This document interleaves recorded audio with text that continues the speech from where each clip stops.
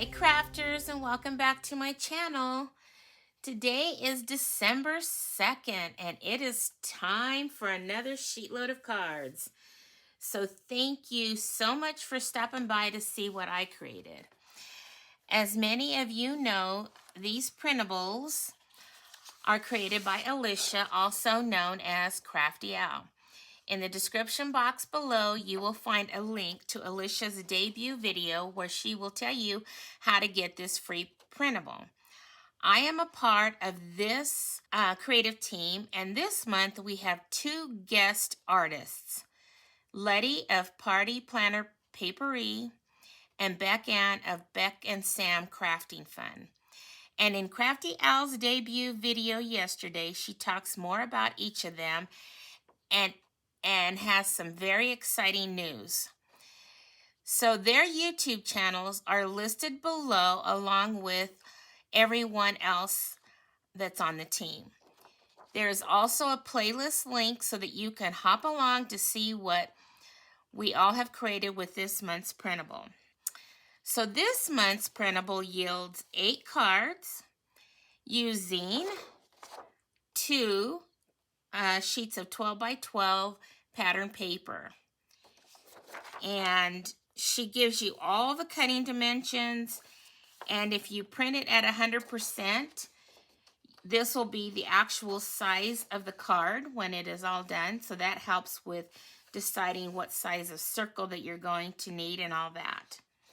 So I love these printables and love being on the creative team. So I decided that I was going to use Pool Party for my card base and part of my card because it matched so well with the 2 pieces of pattern paper that I have chosen. So I have chosen from different paper packs. So this one is from the Sweet Stockings paper pack, and this one is from the Storybook Gnomes. And I just thought both of these papers went very well together, so I decided to do that. And then I'm also using this Making Christmas Bright bundle, which was bundled with the punch. And I just recently used this bundle in my stack, cut, and shuffle video where I made 18 cards using 3 pieces of pattern paper. I will link that video at the end of this video if you haven't seen it yet. I am using the light bulbs that are in this stamp set, and I wanted them to have a glossy look. And I tried, what did I do with it? I tried the this shimmery crystal effects, but it was just too thick and it wasn't going on very nicely. And then I decided to try putting it on with a brush. Well, that didn't work either, so I wasn't having much success with that. So I thought, well, there's got to be a different way. And I didn't want to just use the wink of Stella, so I decided to try something different. But before I show you what I did, I also wanted to show you that I'm using both the Stylish Shapes and the Stitch Shape framelits for a couple of my circles that are going to be on my card. And let's see what else. I think that's pretty much it besides the technique that I did for my light bulbs. So let me go ahead and put this aside so I can show you what I decided to do. So what I did was I stamped all the 3 bulbs in the colors that were in the designer paper, which this is Cherry Cobbler, and this is Bumblebee, and this is Old Olive. And those are the colors that were in that paper with all the light bulbs. And then I went ahead and I took one of these, let's see, what do they call them? They call them the uninked Stampin' Spots, and they're still available. And I took one of the uninked ones, and I brought in some of the Versamark refill, and I inked that up. And then I'm going to go ahead and just ink up each of the bulbs with my Versamark here. And so you kind of have to look to make sure that you've got the entire thing inked up. And it's kind of hard. You know, the Versamark ink is a little thick, so I just wanted to make sure that I covered it all.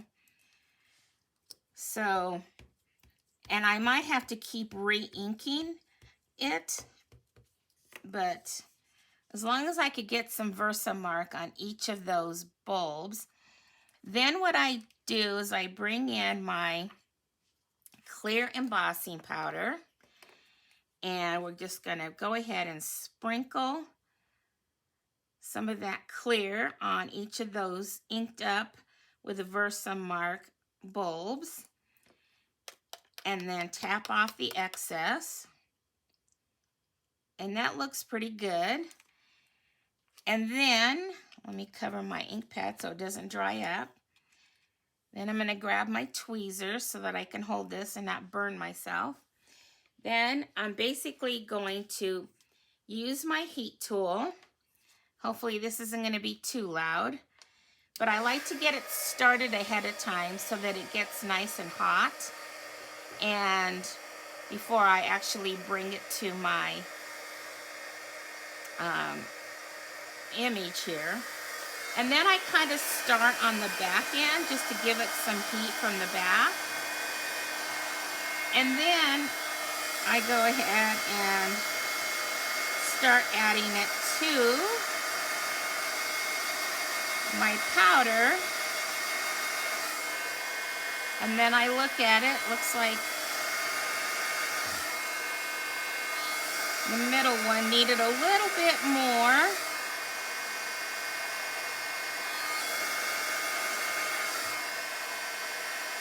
So you just have to keep looking at it. You don't want to burn it. I think that looks pretty good. So there it is. And see, you can see the shine right there on the bulbs. And then I'll just go ahead now and take my punch and punch them out. And then I'm going to, I did a bunch of these little things and I embossed them with silver. I don't know if you're going to be able to see that. It's so little. But I embossed it with silver. And once I punch them out, then I'll put them on the top here of each of the bulbs. And then I will be able to show you the completed cards. So let me get all that done, and then I will be back to show you what they all look like. Okay, I'm back to show you the results. So let's pull them in. Here they are. So this set looks like this. And I went ahead and embossed my sentiment with silver, as well as the top of the bulbs, and added an extra mat around my circle there, and used all the same color, the pool party, for all my cardstock. I really like the way it tied it all in together. And then the inside, I just decorated with some more of that paper and added that sentiment. So there's the first set and what that looks like, and here's the second set. And I really like it. But then I had a little bit of scraps left over, and this is all I had left over when I was finally finished decorating my envelopes. So what I did for my envelopes is I just stamped that image at the bottom there and colored it in with my markers. So this is Bumblebee, Old Olive, Pool Party, and Cherry Cobbler. Then I just added the leftover strip on the back of my envelopes there. So let's see this set here in the back. I really like decorating the envelopes. I probably need to do it more, but I think it's fun because then the mail carrier can also um, get a little taste of your creativity when they pick up your mail. Alrighty, well, there you go.